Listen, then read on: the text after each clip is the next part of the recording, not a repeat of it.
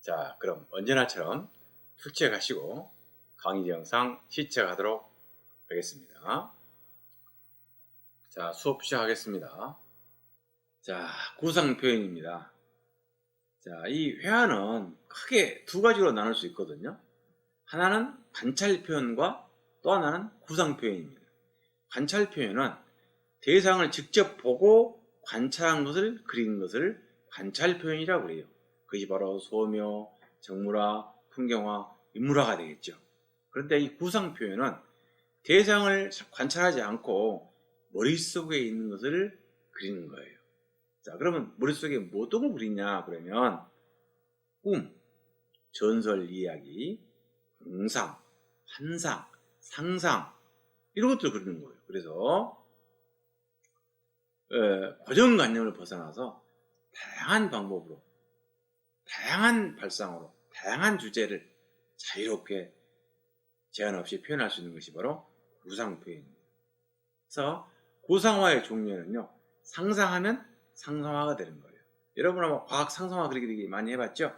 머릿속에 내가 미래를 꿈꿔보는 그림, 상상화. 이것도 역시 구상 표현입니다. 환상, 공상, 경험, 이야기 그림 등이 있습니다.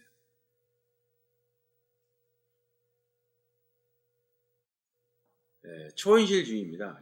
앞에 초자만 띄워보니 현실주의 아닙니까? 이 초현실주의는 현실을 떠나 현실에 존재하지 않는, 그러니까 현실과는 괴리되어 있는 어떤 이게 뭐야? 이렇게 신선한 충격을 줄 수 있는 그런 것들을 우리는 초현실주의라고 그래요. 이것은 주의니까 이즘 아닙니까? 심오한 철학적인 사상이 곁들여 있지만 우리는 그 깊이까지 들어갈 수 없고 잠깐 그 내용들만 한번 살펴보겠습니다. 꿈, 환상, 이상의 세계를 그림으로 소재로 다루었으며 대표 작가로는 샤갈, 달리, 마그리트, 에른스트 등이 있다 그랬어요. 자, 초현실주의 기법이란 뭐냐 그러면 자동기술법과 대페이지망이 있습니다. 자동기술법은 무념무상의 상태에서 그림을 그리면 그림이 된다는 거예요. 바로 우연과 필연이 만들어낸다는 거예요. 이것이 바로 자동기술법이에요. 그 다음에 대페이지망은 이것은 엉뚱해요. 이를테면 물고기가 산 위에 있다거나, 그 다음에 산에 사는 토끼가 물속에 있다거나, 이렇게 의외의 장소로 막 가 있는 거, 이질적이죠. 엉뚱하게 가 있는 거예요. 그러니까 일반 사람들의 상식을 뛰어넘는 것, 이것을 대페이지망이라 그래요. 그래서 어떤 사람은 이걸 기이한 만남이다, 기이한 현상이다, 이렇게도 말합니다. 그래서 이것이 충격이 클수록 기발한 창조가 되겠죠. 자, 뭐가 좋다 옳다라고는 말할 수 없습니다. 자, 대페이지망의 대표적인 작품입니다. 마그리트의 겨울비라는 작품입니다. 겨울비. 이 비가 아니라 사람이에요, 사람. 이 도시에 사는 무수한 사람들. 아파트가 배경이잖아요. 아파트는 사람이 많이 살잖아요. 그를 대비해서 무수한 사람이 쏟아져 나오는 것이 바로 비처럼 보이잖아요. 엉뚱하잖아요, 발상이. 자, 오른쪽 그림은 마그리트 공동 발명 유화 그림입니다. 이 앞 시간에도 발상의 전환에서 이 그림을 봤습니다. 자, 일반적으로 인어라고 하는 것은 상체가 사람이고 하체가 물고기 모양입니다. 그런데 바꾼 거예요. 이건 상체가 물고기고 하체가 사람으로 되어 있습니다. 이와 같이 발상을 뒤집음으로써 새로운 창조 세계가 되는 겁니다. 이것을 대페이지망이라고 합니다. 다음에 초현실주의 두 번째 내용입니다. 프로타주가 있어요. 프로타주는 별거 아닙니다.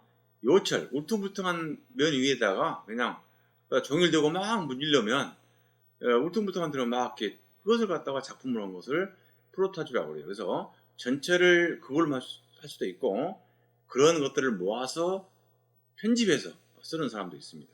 이를테면 나무를 베고 나면 마이테가 표시됩니다. 거기다가 종이를 문지르면 나이대가 표시됐잖아요. 이걸 작품으로 보는 거예요. 어떤 사람은 가을에 나뭇잎을 뒤집고 나면 인맥과 줄기가 나옵니다. 그것을 막 문지르면 또 표현이 됩니다. 이것이 바로 프로타주라고 해요. 다음에 레이오그램이라는 게 있어요. 오른쪽 그림이 레이오그램인데요. 뭐냐면 우리가 옛날 사진을 보면 인화지가 사진이 나와 그림으로 표현되어 있잖아요. 그 인화지라고 하는 것은 빛을 보면 반응하게 되어 있어요. 그 인화지에다가 내가 표현하고자 하는 물질을 넣고 빛을 쏩니다. 그러면 빛이 투과되는 정도에 따라서 인화지에 보이는 거예요. 무슨 말 알겠죠? 밑에다가 인화지를 넣고 내 손을 한다. 그러면 손 위에다가 빛을 쏘는 거예요. 그러면 빛이 손을 통과해서 가겠죠. 그래서 빛을 적게 통과하는 데는 빛이 희미하게 나오고 빛이 많이 통과하면 하얗게 나오겠죠. 즉 엑스레이처럼 표현되는 거예요. 이것을 레이어그램이라 한다. 이렇게 이해하시면 됩니다. 그다음에 편집광적 비판. 이것은 엉뚱한 거예요. 엉뚱한. 전혀 상상할 수 없는 이상한 요소들이 서로 결합되어 있는 겁니다. 이것을 편집광적 비판이라고 그래요. 자, 그럼 이 뒤편에다가 제가 그 그림을 불러봤습니다. 자, 칼로의 작품입니다. 다친 사슴이죠. 여자입니다. 아마 자기 자신을 표현한 것 같아요. 이 칼로는요, 멕시코 사람인데 7, 8살 때 소아마비가 걸려가지고 다리가 약간 불구했답니다. 약간. 학창 시절에 다양한 활동을 했다고 그래요. 근데 18세 때쯤 이제 학교에서 스쿨버스 타고 오다가 전차고 이 차하고 부딪히는 사고가 있었답니다.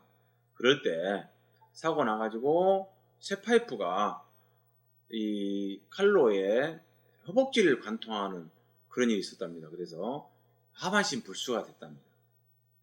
그래서 하반신 불수가 돼가지고 그때부터 그림을 그리기 시작했대요. 18살 때부터. 그래서 이런 그림이 나왔어요. 그러면 자기가 그런 어려운 상황 속에서도 자기가 꿋꿋하게 지켜내고 정말 긍정적인 삶을 살고 그림을 그리고 살았잖아요. 그런 모습을 이런 모습으로 표현한 것 같아요. 수많은 화살들은 세상을 살아가면서 나에게 다가오는 상처들, 공격들, 아픔들, 근데 내가 꿋꿋이 이겨내고 살아가고 있잖아요. 그런 모습들인 것 같아요. 그런데 이 칼로도 이 고통들을 이겨내지 못하고 결국 자살했다고 합니다. 다음에 오른쪽은 달리 아시죠? 유명한 달리입니다. 이 오른쪽 그림 보세요. 아주 엉뚱하게 요소들이죠. 정말 웃긴 요소들이 모여서 하나의 작품이 되었어요. 자, 이건 구운 베이컨과 부드러운 자화상이라고 되어 있습니다. 한번 여러분 두 그림을 살펴보면서 이해해 보시기 바랍니다. 자, 발상을 위한 다양한 시도. 이것은 이미 발상 단계에서 여러분 다 학습을 했습니다. 한 번 더 추상화해서 요구되는 요소이기 때문에 다시 한번 저희들이 여러분에게 설명해 드리고 있는 겁니다. 자세한 설명 않겠습니다. 왼쪽에 있는 그림만 보겠습니다. 술랑카추의 런던 사우스팽크스 부두라는 그림인데요. 아이스크림이 녹아서 물이 되잖아요. 그러면 그 물 속에 사람들이 수영을 하고 놀고 있어요. 자, 그러면 노란 아이스크림은 부두가 되지요. 그리고 아이스크림 손잡이는 이제 다이빙대가 되는 겁니다. 그리고 밑에 아이스크림 녹은 물은 바다가 되는 거예요. 또 사람들은 안에서 바닷물에서 수영하고 있는 것이죠. 그럼 역발상이에요. 작은 아이스크림은 크게 확대하고 큰 사람은 작게 축소해서 이와 같이 아이러니하게 묘한 발상으로 이런 그림을 만들었습니다. 이것이 바로 발상의 다양하다, 역발상이 필요하다 이런 얘기입니다. 자, 그런 내용으로 이렇게 그런 다양한 발상으로 엉뚱한 발상으로 이런 그림들을 그렸다라고 보시면 됩니다. 한번 잘 살펴보시고 여러분은 어떠한 발칙한 발상을 하는지 한번 그려보시기 바랍니다.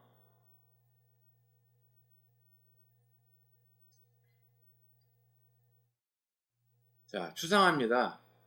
아까 같이 그런 구상화의 정점에 올라가는 것이 추상화가 아닙니까? 추상화는 작가의 사상이나 감정, 내면의 세계를 점, 선, 면, 형색 등 순수한 조형 요소로만 표현하는 것이다 그랬어요. 그래서 점, 선, 면, 형색을 강화하지 않고 그 자체로 표현한다 이런 말입니다. 그래서 순수한 조형 요소만 표현한다 이런 말입니다. 추상화의 종류는요, 차가운 추상화와 뜨거운 추상화가 있어요. 그리고 아래 생면 추상화가 있는데, 우리가 주로 말할 때 차가운 추상화와 뜨거운 추상화를 두 개를 서로 상반되게 이야기를 합니다. 차가운 추상화를 우리는 주지적 추상화라 그래요. 또는 기하학적 추상화라 그러죠. 왜냐하면 차가운 추상화는 순수 조형 요소로만 가지고 그림을 그리는데요. 중요한 거 있습니다. 사진에 충분히 설계한 다음에 설계의 대로만 그림을 그립니다. 설계의 대로. 그래서 지적 작업이다. 그래서 주지적 추상화라 그래요. 대표적인 화가가 바로 몬드리안입니다. 몬드리안은 그림을 그릴 때 면을 철저하게 계산해서 면을 그리고 선을 치고 철저한 위치에다가 색을 명도, 채도 다 따져서 계산한 다음에 그대로 이행을 합니다. 그래서 몬드리안이 바로 차가운 추상화, 즉 주지적 추상화의 대표 화가입니다. 다음에 그것과 반대되는 추상화가 있어요. 뜨거운 추상화라고 그러죠. 뜨거운 추상화는요, 즉흥적으로 열정적으로 그림을 그린다 그래서 뜨거운 추상화라 그래요. 이 말을 다른 말로 주정적 추상화예요. 주정적 추상화. 이 사람들은요, 계산된 화면을 쓰지 않고 즉흥적으로 하고 싶은 대로 하는 거예요. 누가 보면 막 미친 듯이 작업하는 것이죠. 이런 뜨거운 추상화의 대표적인 화가는 바로 잭슨 폴록입니다. 잭슨 폴록은요, 무념무상의 상태에서 물감을 마구마구 뿌리거나 막 액션을 취하면서 막 그림을 그립니다. 자, 생면 추상화는 이제 여러분이 아마 처음 들어봤을 거예요. 평면과 색채를 결합한 제품, 즉 평면 디자인과 회화가 결합된 거예요. 이렇게 생각하시면 돼요. 즉 디자인적인 요소와 회화가 결합되었다. 그 두 요소를 다 가지고 있다. 이렇게 생각하시면 돼요. 자, 오른쪽에 상단에 그림이 있죠. 하얀 바탕 위에 녹색과 청색이 있는 그림이 있습니다. 이것이 바로 생면 추상화예요. 그래서 면과 색이 어우러져서 그림을 만드는 거예요. 이런 류의 그림들이 상당히 많이 있습니다. 여러분도 생면 추상화라고 네이버 아저씨다 치면 그림이 쫙 뜰 겁니다. 한번 감상해 보시기 바랍니다. 자, 아까 주지적 추상화, 차가운 추상화 이야기했습니다. 바로 몬드리안입니다. 그다음에 오른쪽에 칸딘스키, 이 두 사람 다 철저히 계산된 화면을 쓴 겁니다. 지적 작업에 의해서 이런 작품이 나왔어요. 그래서 주지적 추상화 또는 차가운 추상화로 한다 그랬습니다. 자, 오른쪽 그림은요, 잭슨 폴록의 액션 페인팅, 드리핑이라는 즉흥적인, 열정적인 그런 작품의 결과물입니다. 그래서 뜨거운 추상화, 주정적 추상화 이렇게 이야기하죠. 자, 이 추상화에 대한 표현 방법이 있는데요. 단순화, 느낌, 우연성, 문자, 추상 이렇게 지금 네 가지 요소가 있습니다. 살펴보시고요. 오른쪽 잭슨 폴록과 관계된 것은 우연성입니다. 뿌리거나 흘리기 등의 우연적인 효과로 표현한다 이거예요. 즉 사전에 아무 계산 없이 그냥 마구마구 하는 거예요. 자, 이 잭슨 폴록의 작업 방식을 우리는 액션 페인팅 또는 드리핑이라고 합니다. 자, 두 번째 과제가 바로 이 잭슨 폴록의 작업 방식을 물어보는 문제입니다. 잘 기억하세요. 잭슨 폴록의 액션 페인팅 또는 드리핑 둘 중에 하나만 쓰면 되겠죠. 자, 아래 문자 추상은요, 우리나라 화가들이 또 많이 쓰는 경우도 있습니다. 어떤 경우에 쓰냐면 세종대왕이 창제하신 이 한글의 아름다움과 우수성을 표현한 거예요. 그래서 가나다라나 경리은을 가지고 표현한 사람이 있습니다. 자, 다양한 표현 기법 뭐 배웠죠? 뭐 마블링, 시프팅, 파피에 꼴레, 꼴라주, 데콜라주, 스크래치 있습니다. 오른쪽에 보세요. 오른쪽 두 열로 그림이 있는데요. 왼쪽 열 첫 번째 상단에 있는 그림이 바로 마블링입니다. 마블링은요, 세숫대야에다가 물을 가득 채워놓고 그 위에다가 유성물감을 떨어뜨립니다. 그러면 유성물감은 비중이 낮기 때문에 물 위에 뜨겠죠. 여러 가지 형형 색깔, 내가 원하는 색깔을 막 떨어뜨린 다음에 젓가락으로 막 휘저어요. 방향도 자기 마음대로 휘저으면 휘저은 방향대로 물감이 막 모아집니다. 이와 같이 모양이 됩니다. 이런 모양이 될 때 흡착성이 좋은 종이를 딱 덮어요. 그러면 물감이 종이에 딱 붙습니다. 그것이 바로 저렇게 됩니다. 이것을 마블링이다. 물과 기름이 섞이지 않은 성질을 이용한 것이죠. 다음에 아래쪽에 있는 그림이 시프팅이에요. 시프팅. 두 가지 사진 그림을 막 오려서 서로 교차해서 놉니다. 그러면 두 가지 그림이 이렇게 보이는 거예요. 이것을 시프팅이라고 그래요. 다음에 제일로 아래에 파피에 꼴레가 있어요. 파피에 꼴레는요, 우표나 신문지와 같이 오려서 작업하는 것을 파피에 꼴레라고 그래요. 다음에 꼴라주입니다. 꼴라주는 오른쪽 상단 위에 있는 것이죠. 다양한 요소를 갖다가 오려 붙이면 됩니다. 되면 뭐 사진을 오려 붙인다거나, 터지를 이용한다거나, 모래를 붙인다거나, 흙을 붙인다거나, 신발을 붙인다거나, 꼴라주와 같이 입체적인 모든 걸 붙일 수가 있습니다. 이것을 꼴라주라 그래요. 아래 데꼴라주는요, 기존에 있는 것에다가 추가한 다음에 손으로 긋거나 막 태우거나 찢는 것을 말합니다. 좀 기기묘묘하지요. 제정신이 아닌 것 같죠? 그러나 창작에는 그 개념이 없습니다. 다음에 제일 오른쪽 아래, 이것이 스크래치예요. 캔트지에다가 제일 아래에다가 밝은 색을 칠해요. 점점 어두운 색을 찰랑 칠합니다. 하얀색, 노란색, 녹색, 하늘색, 파란색, 분홍색 칠합니다. 그러면 두껍게 칠해지겠죠? 그러면 송곳이나 칼로 긁습니다. 많이 긁으면 저 밑에 색이 들어오고 살짝 긁으면 윗색이 보이겠죠? 이같이 칠하는 층들이 보이게 돼요. 이것을 스크래치라고 해요. 스크래치. 자, 또 계속해서 아까 드리핑 배웠습니다. 잭슨 폴록이 하는 기법을 드리핑이라 한다. 또는 액션 페인팅이라고 한다. 그 다음에 인프레이싱. 인프레이싱은요,